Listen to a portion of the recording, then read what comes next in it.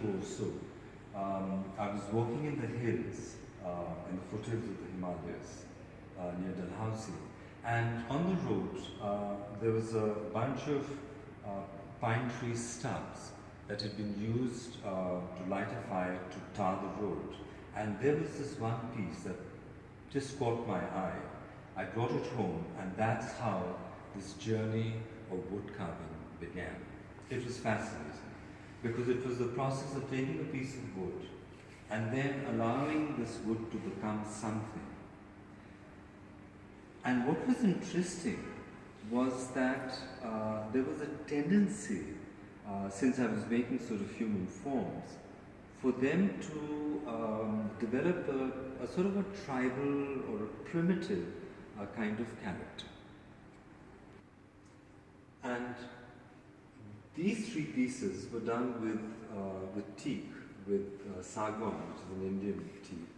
And here again, one has the sense of these sort of possibly even an African or an Eastern island kind of look.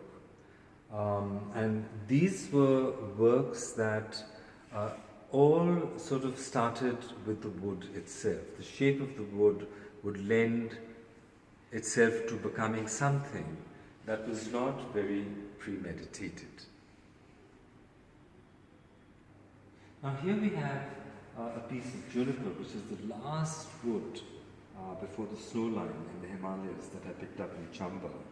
And you can see that this is really a feeling of oneness of two that started with the wood, and all I had to do was to give them these two heads to make them come alive. This is a piece of eucalyptus, and in this piece and in another one that you will see, there is a slight introduction of pigment. Otherwise, the coloration in all the wood sculpture is the natural wood, sometimes enhanced by a charring, which echoes the very first piece that I started with.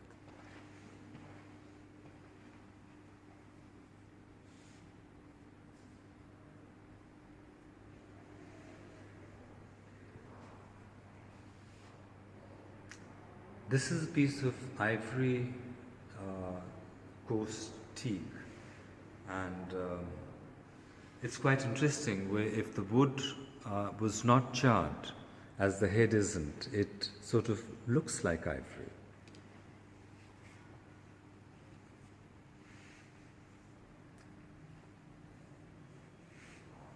This is another piece, a small head, and an even smaller head coming up, which were done with woods from the northeast, from the Assam and Manipur region of India.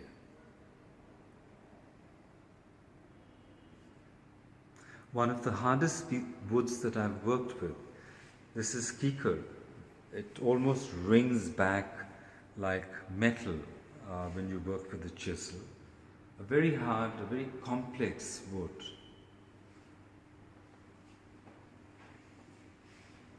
We now move to this pair of sisters, perhaps, and this is done out of one piece of wood, and I think the kinship between them is accentuated because of this lingering memory of these two halves having been part of the same log.